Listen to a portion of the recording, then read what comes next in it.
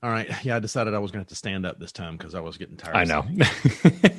Well, I mean, I don't have a fancy studio like you with a nice arm and everything. I've got my stuff sitting on top of 2 plastic boxes in them and my brand new laptop box.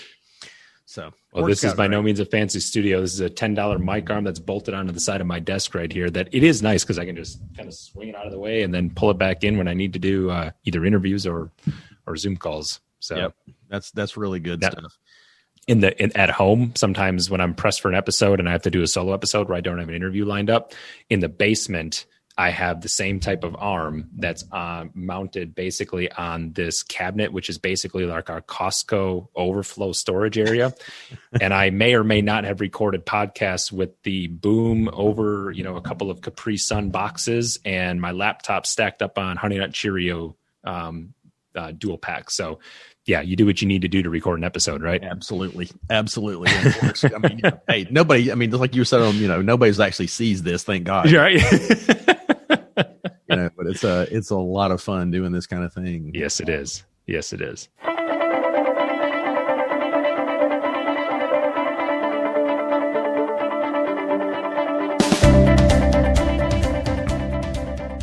Welcome to the Vision of Leadership podcast. I'm your host, Ted McElroy.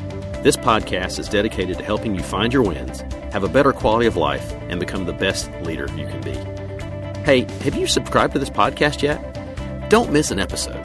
They're worth every single thing you paid for them, which is nothing because they're free.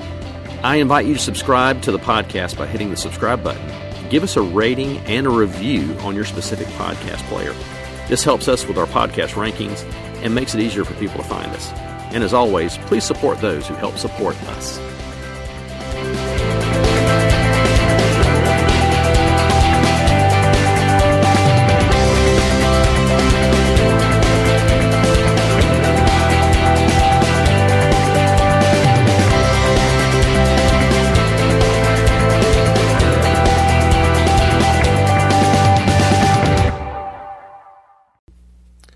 On episode 102 of this podcast, Chris interviewed Justin Kwan, Michelle Andrews, and Richard Ruth.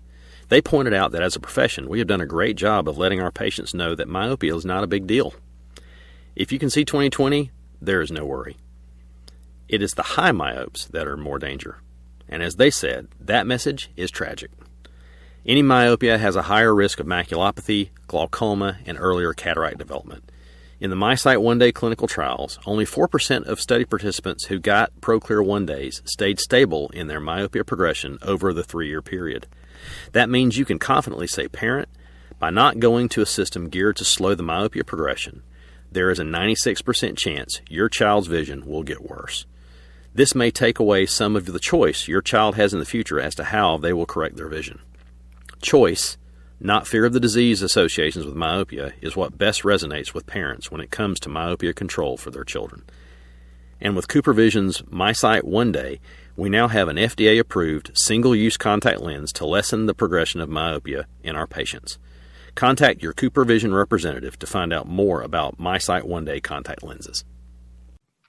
Welcome to the Vision of Leadership podcast. This is Ted McElroy, and I have today a really intriguing guest, Adam Cmejla. He is, and I apologize, I've gone blank on it's the 2020 Money podcast, and it is a really fantastic podcast as far as learning how to truly get better financial control over your practice, over your regular life, which this is all what this is all about. Adam, welcome to the podcast, The Vision of Leadership, and I'm so tickled that you're here with me today. Thank you, Ted. I appreciate it, and I'm privileged to share in the conversation with you. So thanks again. Certainly. To give you guys a little bit of background, Adam and I met at a state meeting for the West Virginia meeting. I was up there to do a speaking engagement, and he was there as a vendor to talk about his business. And we struck up a conversation because of a mutual friend that we have, and actually one of Adam's clients, Glenn Bailey, Glenn Bailey, I guess I should say. There it is. Yep. That's right. And Glenn and I were on the board of trustees for SECO for many years together and have become very good friends over the years. And he was talking about this guy that was going to be there at the meeting and who was his financial advisor. And I was like, really? He said, yeah. So he said, let's go meet him. And I'm not joking, y'all. In about 3 minutes, I thought, we are going to have a lot of fun together very soon. I see this microphone on his desk at the booth. And I said, what's up with that? And he goes, I do podcasts. I said, oh my gosh, I do too. Right. You know, and so it was this whole, and a bond was formed. You know, and the next thing was we started talking about our podcasts and then, you know, doing some cross pollination and here we are. And so what you're going to see today or hear today is actually a continuation. We literally just got finished recording Adam's podcast, went to the bathroom, grabbed something to drink, and came right back at it again. And I couldn't be more thrilled to have you here, Adam. Today we're going to get into some really cool topics. I guess the first thing is, do tell everybody a little bit about your podcast, about your business, and what you do for ODs. Yeah, appreciate it. And it's funny, as I kind of inflected and a bond was formed, my mind immediately went back to analytical chemistry. I'm thinking, so are we a covalent bond or an ionic bond? Because I think a covalent bond is stronger than an ionic bond. So which one I graduated pre-med. So my degree, both my wife and I, Andrea, my wife is a practicing optometrist. We live here in Indiana. What brought us to Indiana was she went to IU optometry school. She graduated in 2011. She brought us to Indiana. I kept us here. I've been an advisor. I've been a certified financial planner. I've been an advisor since 2007, CFP since 2015, have run my own firm since 2011. So a couple of dates, the business has gone through a couple of iterations, but in short, what we do is we help optometrists around the country plan their on-purpose life.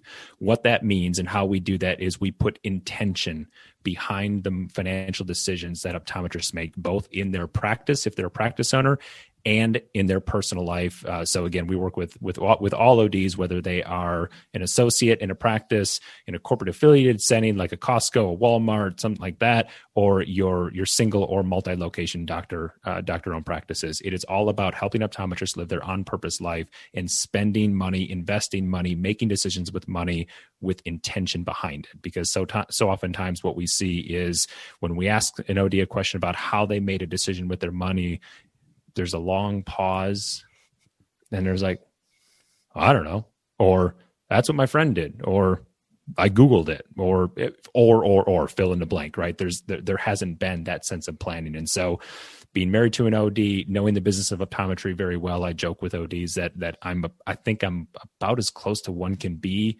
from a practice management side of things as being an OD without actually having OD after my name. And I thoroughly enjoy working on the business of optometry more than I enjoy working in the business of optometry. The decisions that can be made and how a practice can be used as a conduit of cash flow and a vehicle in which to build wealth, that is what just absolutely, I love working with ODs in that capacity. Yeah, you said, a vehicle of creating wealth. And that's something that rings, I mentioned this same guy on your podcast, Jerry Perhall. Quick question. Cmejla, is that Czech? It is. Bohemian, Czech Republic. Yep. The reason I know that is because of my friend Jerry Perhall, Prchal. He has one less vowel than you do, but the same amount of letters. So he is also Czech. And but he had said, that his father-in-law, who was also an OD, and his wife's an OD, and his sister-in-law's an OD, his son's an OD. They've got a lot of that going on in their family. Jerry said that one day that his father-in-law had said, optometry will never make you rich, but what it will do is open the door for you to figure out a lot of other ways where you can get rich. Absolutely. And he meant that not just in money, but he also meant that in richness of life as well. And Absolutely. But I'll have to say that Earl Taylor was probably one of the most incredibly unique individuals for sure, with all these great little isms he had that I got to learn through Jerry. But that's true. I think that's, optometry is a great vehicle of creating wealth. It's not going to probably make you rich, however, but there are so many other things that it will lead you to. And that's where you come into play, because as you said earlier, we don't know what we don't know. And so when you're having these conversations for the first time, and what you're going to find out from this is basically all these podcasts that I do is just like $10,000 worth of free consulting. So when you're having this discussion with someone for the first time, how do you lead them through the process of what you're going to do and create the value that they need? So I found the same thing too with 2020 money. Like if I ever I'll have a question. It's like, that's a good podcast interview. And then I can just ask the question as if I'm asking the audience, as if I'm asking for someone that doesn't know. But guess what? I might not really actually know how it works, right? So you get a free education by hosting a podcast. I love it. I absolutely love it. So we always, regardless of what decision that we're making in life, whether it is a financial decision, a career decision, even down to something as menial and trivial as what are we doing for dinner? The phrase, what are you solving for, needs to be taken into consideration. And that's a fancy way of saying, understand your why. What's moving the needle? Why are you wanting to make a decision about your money in this way? What are you trying to solve for? What's the intention or what's the pain that you currently feel that you're trying to get a solution for? Because what I've learned, and I'm the same way. I don't get excited. Like the first thing that I think of when I wake up in the morning is, gosh, today's a great day to work on my financial plan. Like that just doesn't happen. And for most people, now there are people that love to plan in that capacity and they love to do it. And Godspeed, I'm so grateful that there are people like that. I can tell you with 100% authenticity, that's not me. I love financial planning and I love helping other people do that. And I take intention behind my own planning, but I love the result of what financial planning can do. And where I find the most progress that is made with ODs is not in the answers that they give, but the questions that I ask them. And so the first part of our entire process is just having some really good thought-provoking questions around why is this important for you to take action on right now? What has happened that leads you up to this point of, I need to make a decision, I need to fix, whether real or perceived, right? You and I talked in our last conversation about the stories that we have in our mind are often a lot worse than they actually are in reality. One of my favorite quotes from the Stoic philosopher Seneca the Younger is, we suffer often more in our own imagination than in reality. And that's true in financial planning as well, because we've seen situations where an OD brings their financials, they bring their practice financials to us and their personal financials, and they have it in their mind that I've got to do this and I've got to do this and I've got to do this. And we go through the analysis and we go through the process and we're like, do you really? Or why do you feel that way?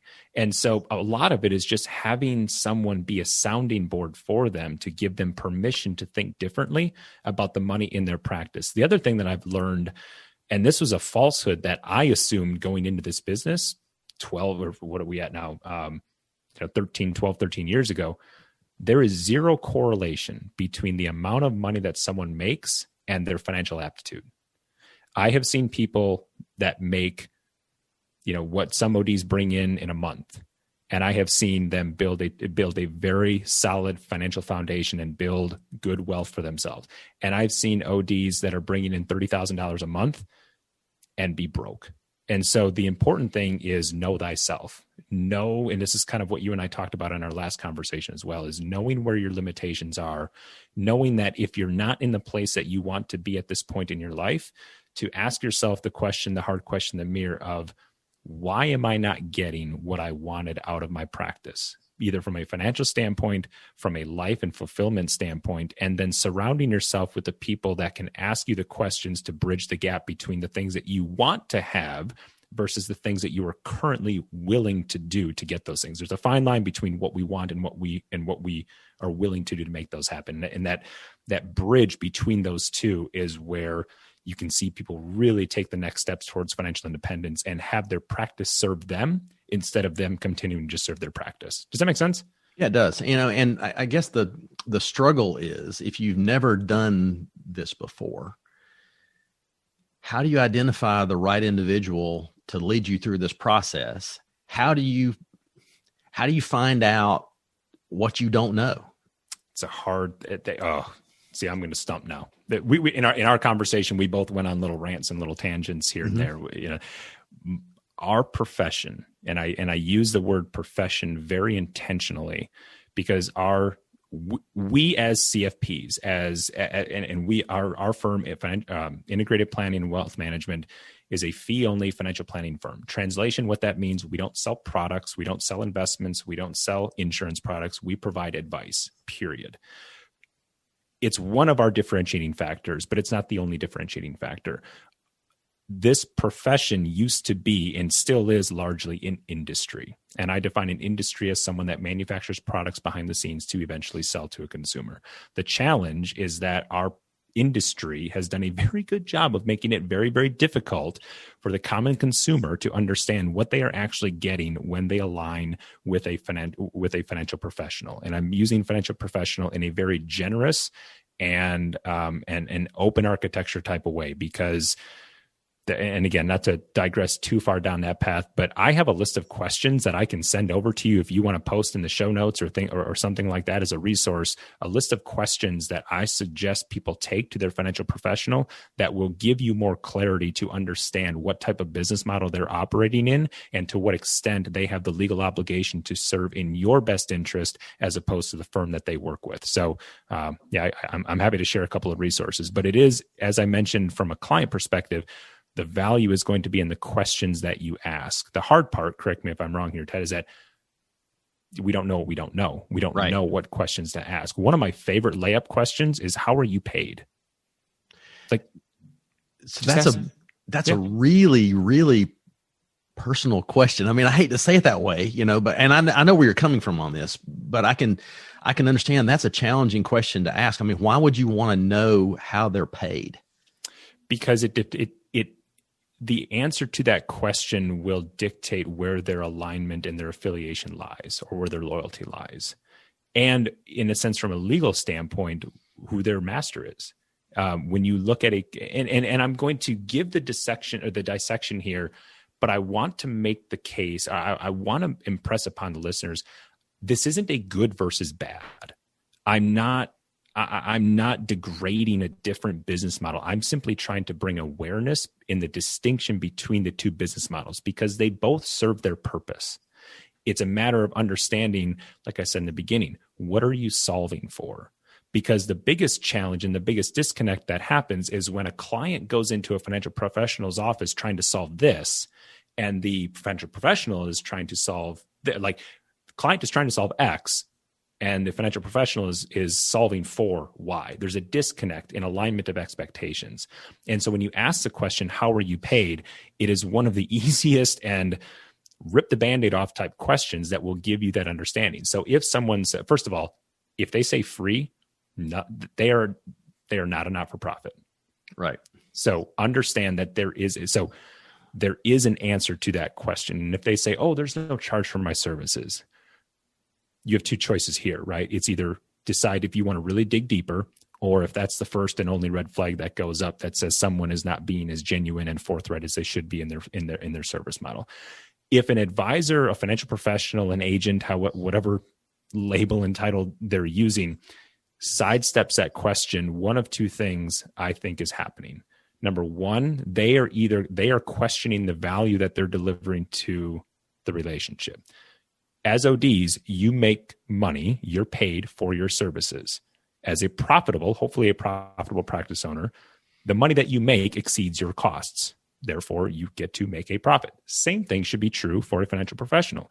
We are paid for our service, for our advice to our clients. The value that we deliver, both intrinsically and extrinsically, I should say implicitly and explicitly, our goal is to exceed that fee.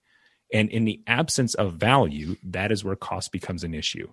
So if an advisor, if a financial professional sidesteps that question, it either leads me to believe, A, they're truly acting from a place of being dishonest and don't want to share with you how much they're getting paid off the products that they're selling you from a commission standpoint, or they're questioning and misjudging the value that they're bringing to a relationship. An advisor should confidently be able to articulate how they're getting paid and what the client is receiving in exchange for that fee. Does that make sense? And answer It completely does. And you're not the first person I've heard this from. I'm a huge fan of Motley Fool.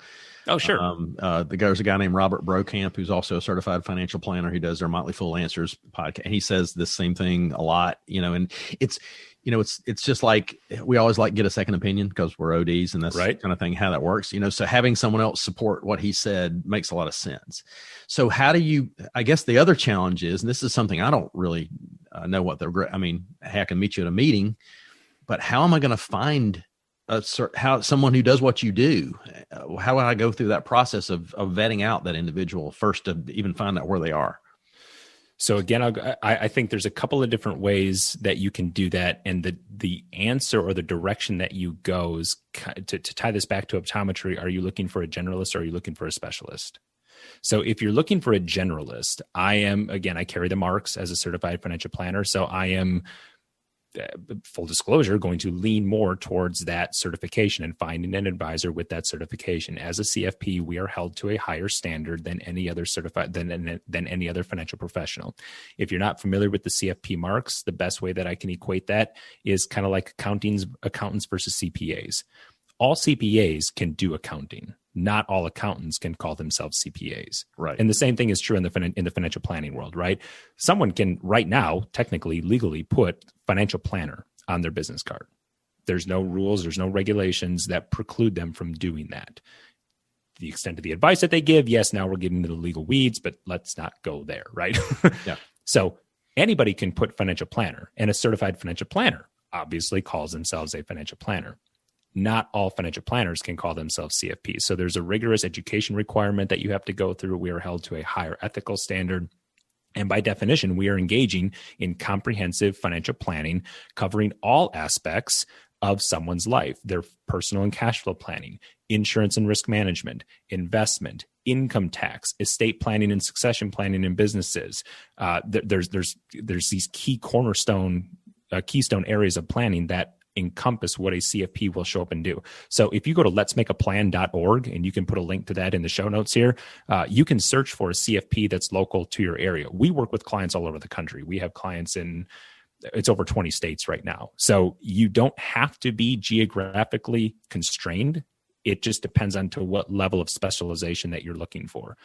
Outside of that, once you find a CFP, then I really think it's just a matter of interviewing them. And kind of like you and I talked about in our conversation on 2020 Money, do you like the person? You're going to know early on, do you trust them? And by them carrying the marks, that's removing one barrier to entry. And I think it also comes down to what's the biggest pain point that you're trying to solve? If quote unquote all you need, and that you're savvy enough planner and you've done a lot, and all you need is some term insurance, or you need to set up a 529 for your kids' college, or something in more of a transactional nature, then the type of person that you're going to be interviewing for and looking for is going to be different than if you're wanting someone to be, in essence, your personal and potentially professional CFO to help you make the strategic big picture decisions on your finances. So when it comes to finances, this is one of those questions, that you always hear an attorney never asks a question he doesn't already know the answer to. We'll see if I'm right about this one. What's the biggest piece of advice that you need to carry with you as far as when it comes to looking at your finances? It's the biggest piece of advice you need to carry with you to start with your financial planning. When should you start your financial planning? Oh yeah. So yeah. So the old Chinese proverb, right? When's the best day to plant a tree 20 years ago? When's the next best time? Today. Right. Yeah. Time. The way I put it to ODs is that time and money are your greatest assets when your greatest allies, the younger you are, and they become your greatest enemy the older that you get. And ODs are already, I kind of identified, they're already fighting three headwinds when they get out of school.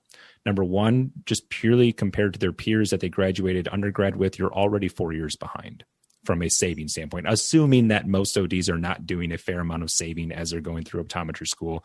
Because let's face it, you're in school, you're either living off your loans or your spouse is supporting you in some context, but you're really not in your peak earning years where you're able to save.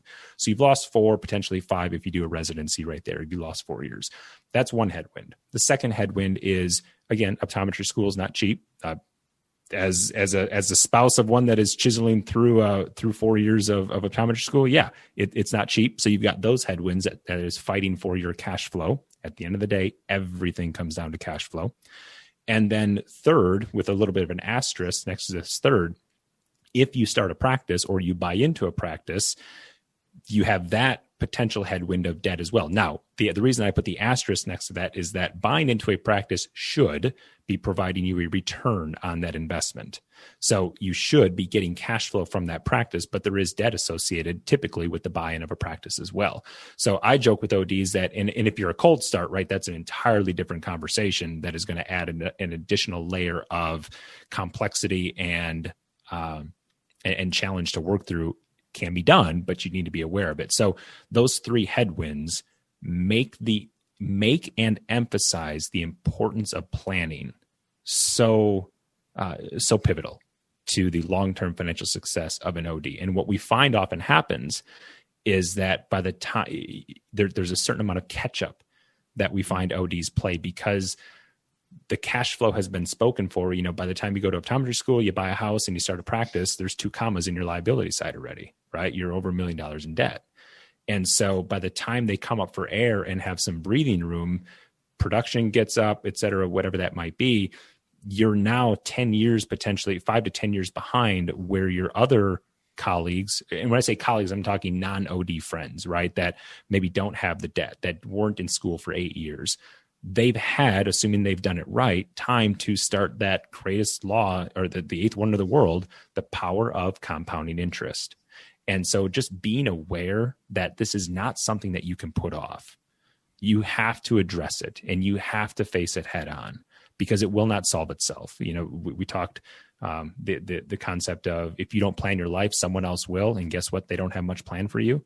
So maybe someone else is in planning your life in the absence of you planning it, but it's certainly not going to end up the way that you like. One of my phrases that I've learned from the book, Who Not How by Dan Sullivan is one of our worst fears is our future self meeting the person that we could have become if we just would have understood what is possible.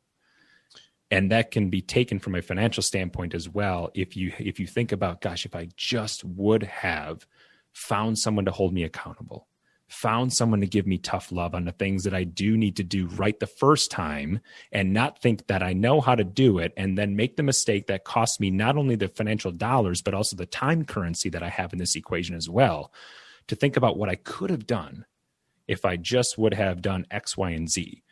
Meets the person that you end up becoming. That's my biggest fear, is meeting the delta between what could be possible and where I end up. So, I mean, we're $1 million in debt.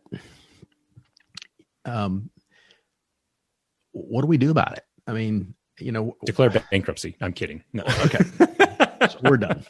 Thanks everybody. Thanks for having me on, Ted. I appreciate it. Punch that ticket. But I mean, seriously, okay, I found this financial planner. I'm looking at this. I'm looking down the double barrel of $1 million. It might as well be $1 billion. I mean, it could be. It seems pretty unsurmountable. What do we do? How do we go through that process? Because I've got right now, my associate's been out of school for 2 years. I've got a son who is halfway through his first year of optometry school.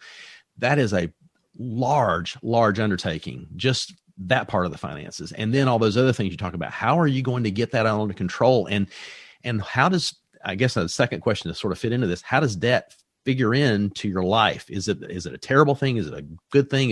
I don't know. Oh, there's, I'll try and be, my wife always says she has a high D personality. And she's like, why do you say in 20 what you could say in 5 words? Well, I'm sorry, I threw you an onion. So that was the biggest problem right there.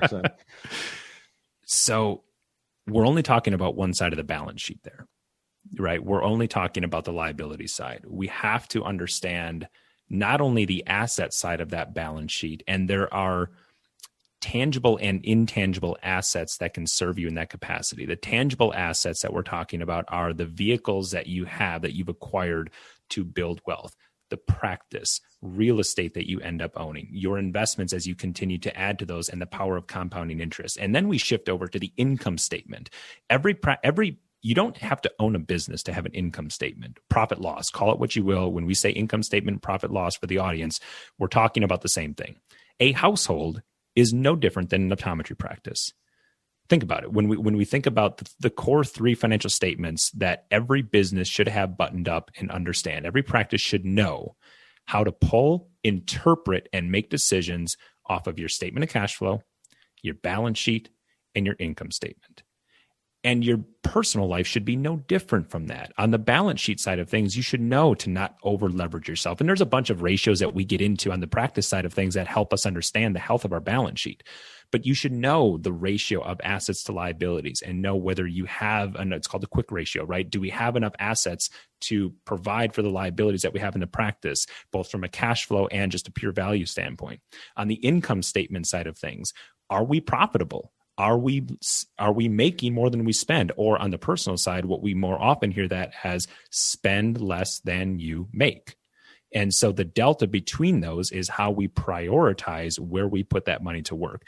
I am not one that says that you have to, like Dave Ramsey becomes a verb, right? I'm not saying that you have to Ramsey that debt, because typically when we look at the time value of money, my general rule of thumb is that if you can pay off your optometry school debt, all unsecured credit, all unsecured debt in 5 years or less, Godspeed, let her rip. Okay. Throw everything at it. The only way, or the only asterisk that I put next to that rule, even if you're going to do that and you're not going to fund your Roth IRAs, you're not going to fund your 401k, I still recommend you do the 401k up to whatever the company is matching. Most practices, if they have a 401k, they have a safe harbor 401k that allows the practice owner to fully fund their contribution while not being subjected to the ADP and ACP testing requirements that govern 401ks. Most 401k match formulas are the participant will get a 4% match if they put in 5%. Let me rephrase that a little bit better. If the participant puts in 5%, the company will match 4%. So my recommendation, that's free money on the table. Like if I put a stack of 4% of your salary at the end of the table on December 31st, and let's use round math, right? An OD making $100,000 as an associate. If I stacked $4,000 on the table, would you or would you not take that money at the end of the year? Of course, everybody's going to take it.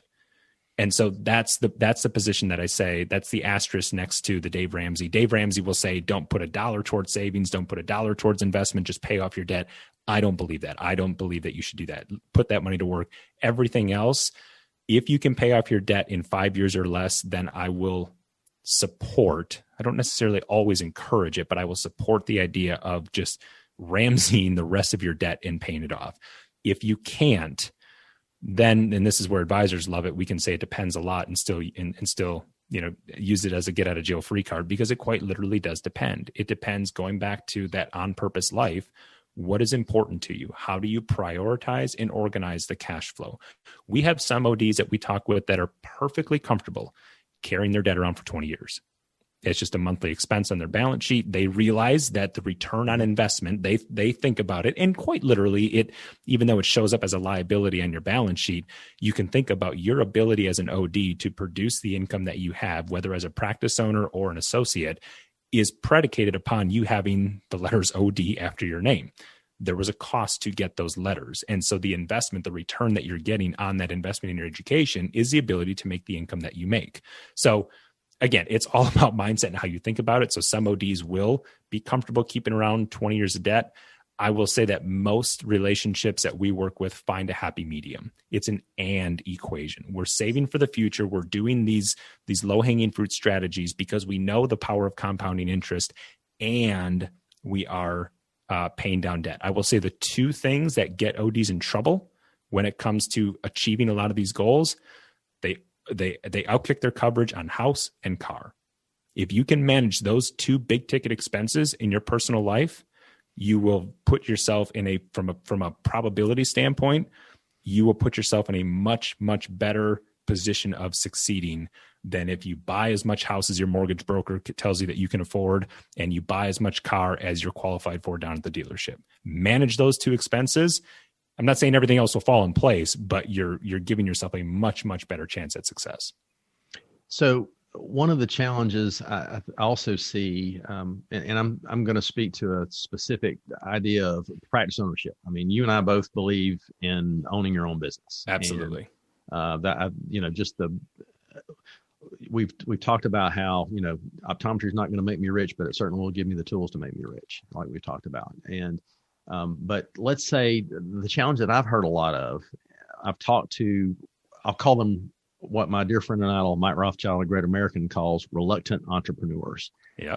These are people who have been working in or working for someone else as an associate, no matter what level of whatever it is, it doesn't matter what it is. And they've decided suddenly that they're going to become a practice owner. And yet they've bought the house, they've got the car, they've got the family, they've got the school loan. And what they're now dealing with is this ball and chain around their ankle because they have a job, it's paying them. And now I'm going to take on more debt to have a business. What should be the thought process to making that? Because I see this is where I want to go. How do I make this decision and make it make sense for me financially without going into the poorhouse? So let me answer that question with a clarifying question first. Are you talking about the associate having an opportunity to buy into the existing practice that they're working, or are you talking them jumping off the proverbial ledge, so to speak, and opening up their own practice and giving up their income? Can I do a yes and? Yeah, of course. Okay, let's talk about both of those scenarios. So the first side of it, I'll go back to the idea of understanding both sides of the balance sheet and the relation of the income statement. If you're buying into a practice, there should absolutely be a return on equity for that purchase price. Yes, you're going to have debt service, right? If you're the practice owner, like think about the seller in this situation. At the end of the day, owning a business and the enterprise value that is in a practice is the predictability of future cash flow. The more predictable that future cash flow is, the greater valuation I get from my practice. That's why when you think of startup practices, or you think of startup businesses in general, there's a lot of disconnect between investors, what an investor thinks a business is worth, and what the founder thinks it's worth because of just the confirmation and personal bias that we have towards this baby that we've nurtured called our business. An optometry practice is, and this, like you had said, it from a vehicle standpoint, it is a phenomenal cash flow generation machine. And the beautiful thing about it is from a business standpoint, we're not making up a brand new product. This isn't some tech startup that created this product that we don't know whether the world is going to need or not, or want or desire. The business of optometry, we know what the metrics should be. We know that owners' compensation should be on the low end between 25 and on the high end, we've seen practices in the 37% range. We know non-staff or non-OD staff should be 25%. We know that rent expense should be no more than 7 to 8% of gross revenue. We know that, we know all these metrics.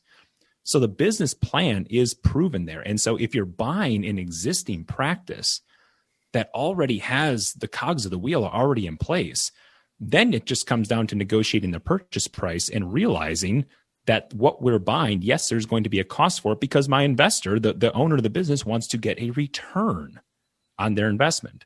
But that doesn't mean that you as a business owner should not have freestanding cash flow above and beyond your debt payment. If there's not, then you go through a debt restructuring. Then you look at, okay, maybe I can't pay this practice off in 5 years.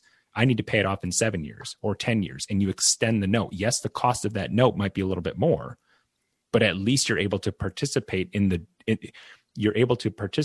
future cash flows and thus enterprise value of that practice. Does that make sense on the first situation? Yes. The second equation is much more of I don't want to say precarious, but there's the unknown of proof of concept. And what I mean, more nuanced.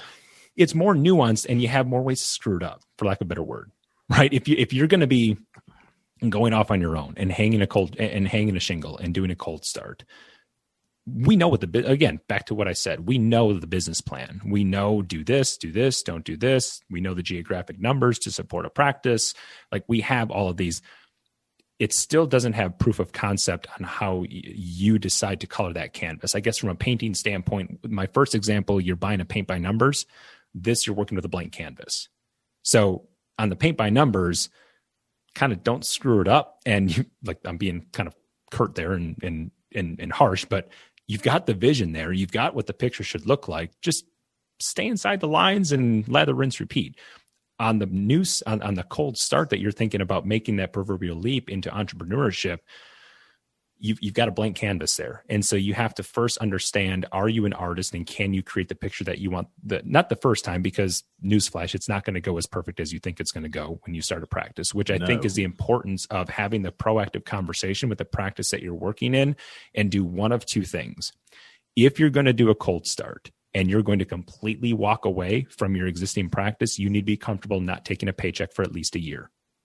So you need to have a war chest of cash on hand that your family does not need to think, you and your family, if you're married and kids and dog, picket fence, the whole 9 yards, right? If you're in that position, you need to be comfortable not taking a distribution out of your business for at least a year. That's what I've seen from experience standpoint. That's my recommendation. If you can have a proactive conversation with the practice that you're currently in and work on some type of phase out. We've had a lot of clients that have either bought an existing practice that was kind of a fixer-upper from an investment standpoint. We talk about this as a value buy, right? What they're buying to practice on sale, so to speak, and what they're purchasing is the upside potential of that practice, where they went into it and they're only, the patient flow is such that they're only able to see patients 2, maybe 3 days a week. And so they gap fill their schedule and thus their income by either picking up fill-in work or grabbing a corporate location or staying on in the current practice. To your example, they're staying on in the practice that they were in and working proactively with that practice owner to say, I want to do this. Make sure you honor your non-compete and any contractual arrangements that you have with your own, with your current practice owner, but see if you can phase out that way and give yourself a little bit more of a runway. But you need to have cash in the bank. If you don't, in my first example there, or in my example of a cold start where you're completely going cold turkey and starting off on your own, you have to have that year's worth of cash in the bank on the personal side of things. In the absence of doing that, what you will find happen, and again, I'm saying this from experience, what you will end up doing is you will make decisions in your business that will compromise the conditions of success, because you feel like you need to do it in the you need to take money out of the business. And money, capital in the first couple of years of a practice are the oxygen. It's the lifeblood of that business. Cash flow is king, personal and professional, especially in a startup. Does that make sense? It does. It really does. And I think that's, I got to remember to breathe here because I'm just like going and going. I think that's probably the biggest challenge is, you're looking again at the shackle that you got around your ankle, and you think it's just so overwhelming you couldn't possibly make it, but yet so many people do, and some of them do it just in spite of themselves. Right. But for those that have the wise consult from someone like you, it makes it significantly easier. And I think that's part of the other challenge is we're so terrified to ask for advice. And I don't know what it is that makes us that way. If it's just the pride that we have that we know everything, or is it just the pride that we don't want to tell anyone we don't know what we don't know? I don't know what that is, but if you had the ability to tell someone to get past this, how do you coach them through saying it's okay? So we've all seen the movie The Lion King, or I'm assuming we've all seen the movie The Lion King, yep. Right? And there's a point in The Lion King where Scar leads Simba down in the valley and the stampede happens. And then I hope I'm not spoiling this for anybody, right? If you haven't seen, I think we're good. Yeah. And Simba wanders off and he abandons the tribe. And later on in the movie, he's blaming himself for what's happening. And Rafiki, the monkey, right? As he's walking next beside Simba, he takes his stick and he whacks him on the back of the head. And Simba's like, oh, what'd you do that for? And he's like, doesn't matter. It's in the past. And it's the same metaphor. It's a story that I use to impress upon ODs that what you did don't shit on yourself. It's not a good look and it's not a good smell. Sure. Right. So I should have done this. I should have done this. I should have done this. Any good advisor worth their weight and is doing planning for the right reason, you should never feel talked down to, insulted, embarrassed, feeling belittled for things that you did in the past, because you know what, we can't change them. And so understand, what can I do? What have I learned? My grandma always used to say, it's okay to make mistakes every day, just make new ones. So what have you learned from your mistakes? And how can I use the knowledge that I now have to have the wisdom to not do that again? And then back to my favorite metaphor, my philosophy and approach to 2021 is, what am I solving for, and who, not how? I've already demonstrated that I didn't really know what I was doing in the very beginning, or even with the best of intentions, I didn't know what I didn't know, because guess what? OD doesn't equal CPA. It doesn't equal CFP. It doesn't equal JD. And so who can I surround myself with to give me the right answer the first time, that's in my best interest, that's in alignment with what I want to accomplish, and then move on from there. And then, we talk about this hedgehog concept that Jim Collins talks about in his book, Good to Great. And then a monograph to that is called Flywheel, which is this idea of the hedgehog concept is understanding, what am I deeply passionate about doing? What am I the best in the world at doing? And what drives my economic engine? And when you find the intersection, that you make that a Venn diagram, if we're thinking about this from a conceptual standpoint, make that a Venn diagram and just show up every day doing that, and surround yourself with the people that can help you do the other things that need to be done well to give you the greatest chance of success in life, financially, professionally, personally, maritally, spiritually. Again, we could lead on and on and on right. All aspects of your life. That's great. That's fantastic advice. And these are the kind of things that people need to understand. These past selves, you can't go back and tell them how to do it. Yeah. That's done. And it's kind of funny. I know I get spoken to because of intervention, from divine intervention, whatever, but this is the third time I've heard this in a week from three other people about, that you can't go back and fix this other thing that's happened. And that's a great thing for everybody to learn. If you learn nothing else, Adam's advice there is brilliant. We talked a little bit about percentages and how things should work. Mm-hmm. So now you've got this established practice that's been around, say, 27 years, and there's no debt.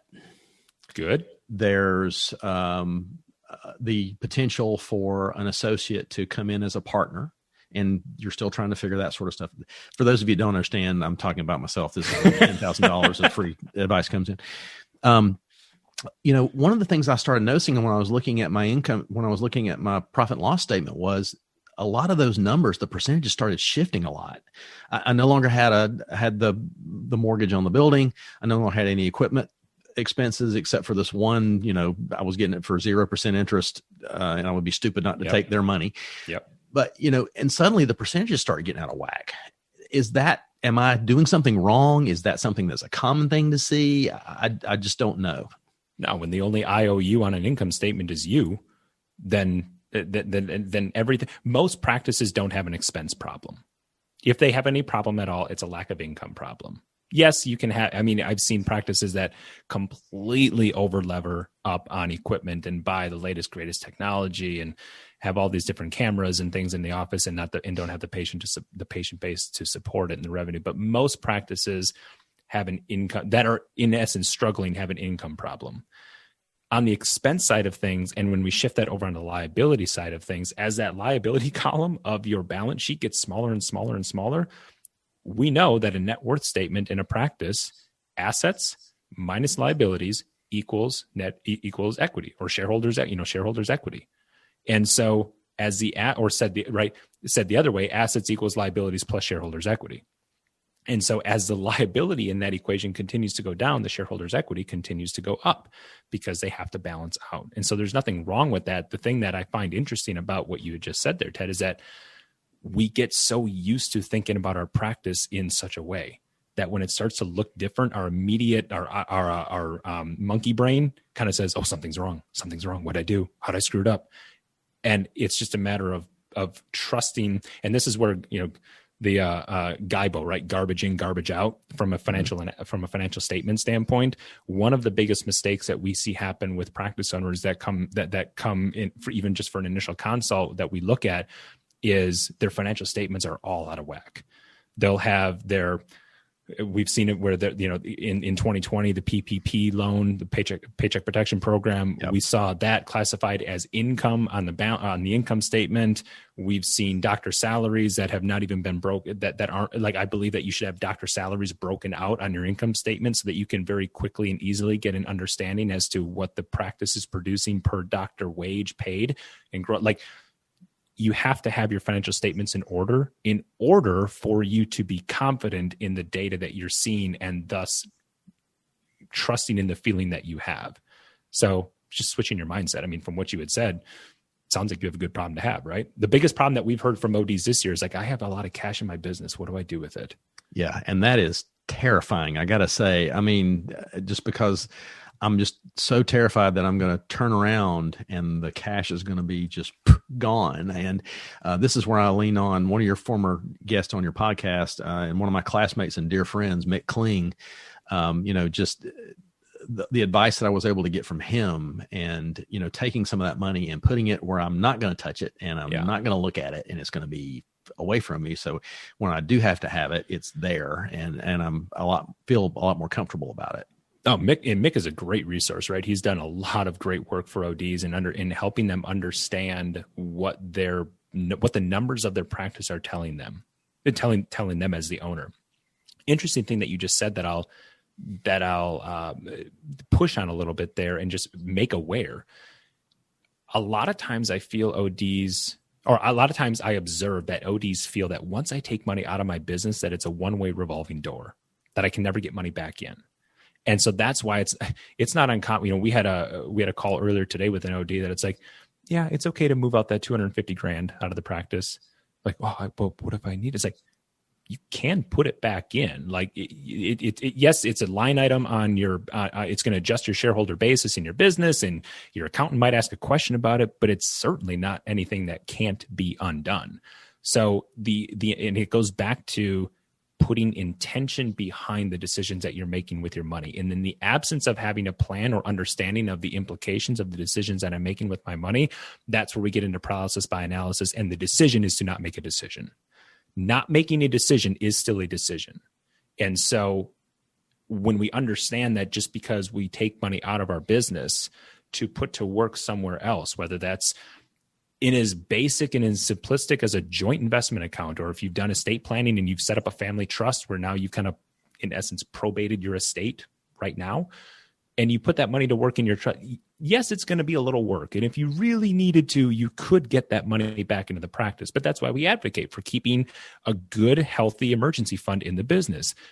Typically speaking, we like to run lean practices. So anywhere from 1, maybe 2 months of OpExes, of operating expenses in the practice, yes, keep that in cash. We're not saying to drain the practice account. But if you're one of those ODs that is asking yourself the question, or the biggest problem from a financial standpoint that you're seeing in 2020 is because of HHS funding, CARES funding, and because of PPP forgiveness, and if you have an idle loan and you're sitting on this much cash, newsflash, pay it back. Like, that's a different conversation that we can dive into if you want. But if after all of that, your question is, I'm flush with all this cash, get it out of the practice. It's okay. And you can put it back in if it really came down to that. Right.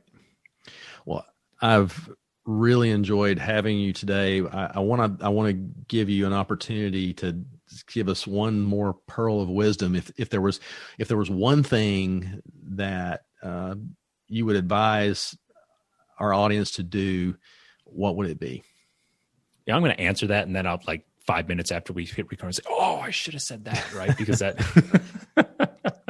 and I'm using that buffer there as a way to try and think subconsciously about what do I really want to emphasize? We did already talked about the fact to start today. Yeah. The Lauren. I'll tell you a quick little story too. Lauren Michaels, who was the host of, or actually was the producer and executive director for SNL forever, was asked one time, you go through all this process. How do you know the show's ready to go on? He goes, we don't go on because the show's ready to go on because it's 11 o'clock and it's Saturday night.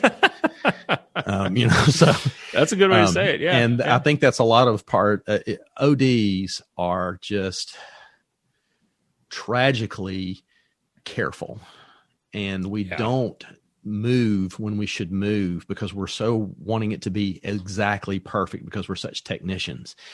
And I can't go back to what you said earlier enough. Get started today. That's going to be my advice for everybody. And I guess the thing is, you're an expert. You truly are, Adam. And the one thing I have to say about going to someone like you as an expert is if you need advice on something, go to the expert because they already had all their knowledge that's set up and ready to go. Whereas those of us who are not experts have no idea where to get this knowledge from, no idea how to put it in order, no idea how to implement it. And that's where your true gift is for us. Yeah, it comes back to, I'll emphasize again that who, not how, right? Stay in your lane, OD, right?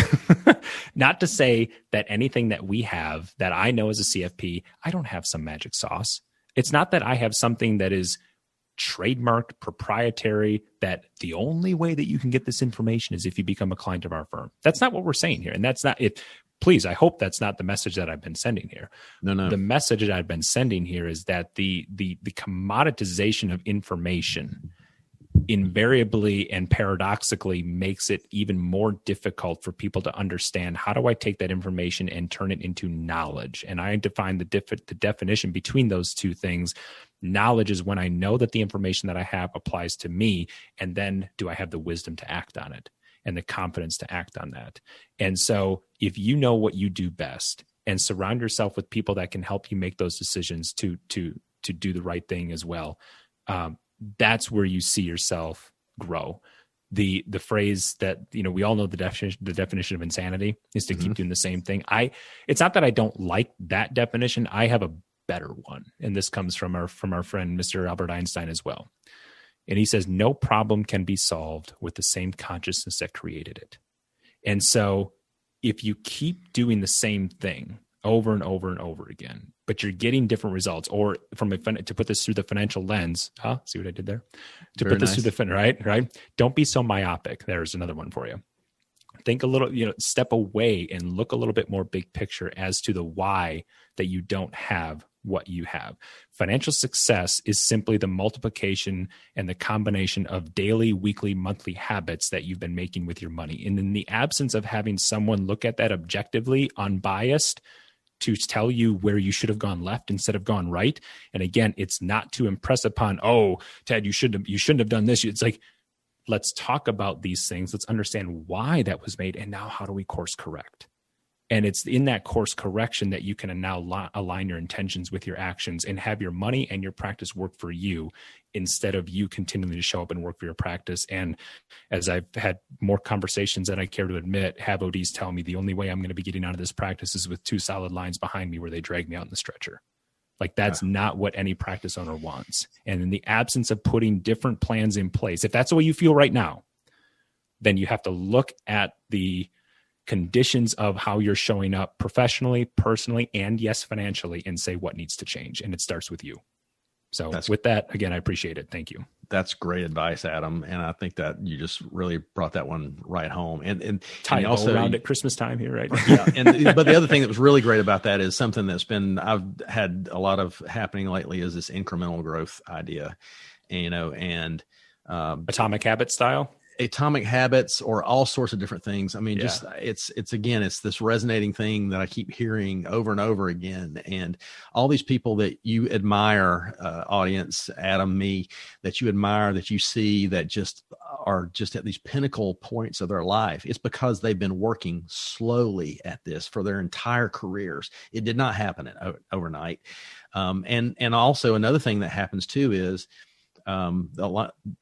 if you ever walk through the woods and you see a turtle up on a fence post, you pretty much know it didn't get up there by itself. Someone put it there. Right. And that's the same thing that happens too. We're all feeding into each other. Don't be afraid to ask for advice. Don't be afraid to go to someone who has an expertise and can advise you and give you the right situations. Thank you so much, Adam. I appreciate your knowledge and your time. And I know our audience is going to be so much better for what we talked about today. Thank you so much. I appreciate being on. Again, for listeners, if if you're interested in learning more about like some of the things that we're talking about here, check out 2020 Money Podcast. It's been a passion project of mine. Our goal is to just, again, help optometrists make the best and most educated and informed financial decisions in their life, in their business. So again, appreciate the opportunity to come on and share in the conversation, Ted. And I can promise you this won't be the last time you'll hear from Adam on our podcast. I appreciate that. Thank you.